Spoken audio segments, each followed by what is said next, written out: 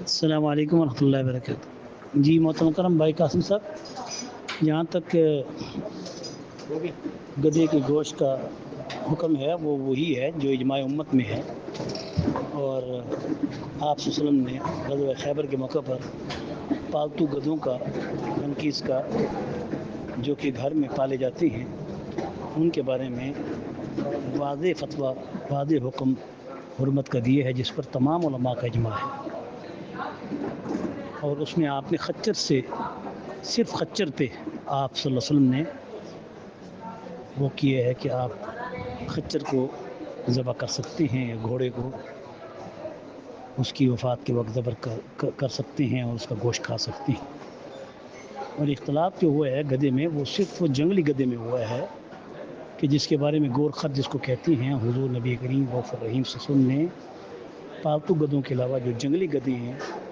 ان کے گوشت کو حرام نہیں قرار دیا، اور بعض علماء کو اس میں اشتباہ ہوا کہ وہ بھی حرام ہے، اور جن علماء نے کہا کہ نہیں، اس میں آپ نے جب واضح طور پہ مینشن کر دیا ہے کہ پالتو گدھے حرام ہیں تو پھر جنگلی گدھے حرام نہیں ہوں گے۔ تو جنگلی گدھے جو کہ جنگلوں میں پلتے پھولتے ہیں ان کے بارے میں حضور نبی کریم صلی اللہ علیہ وسلم کا حکم خاموش ہے، اور بلکہ وہ حلال کے حکم میں ہے۔ پالتو گدھوں کے بارے میں واضح حکم ہے حضور نبی کریم رؤوف الرحیم صلی اللہ علیہ وسلم کا، کہ جس پر آپ نے ان کو حرام قرار دے دیا تھا، اور لوگ صحابہ نے اس وقت ہانیاں جو ان میں گوشت تیار کر رکھا تھا اس کو انڈیل دیا تھا۔ البتہ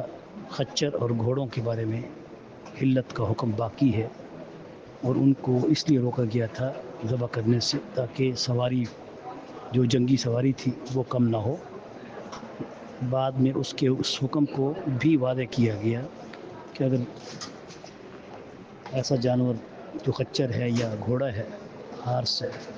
اس کو اس کی موت کے وقت ذبح کیا جا سکتا ہے اور اس کا گوشت کھایا جا سکتا ہے۔ آپ کا بھائی مفتی ڈاکٹر امداد اللہ محمود فرید، رئیس دارالفتہ جامعہ مظاہر العلوم، آر بازار، لاہور، کینٹ۔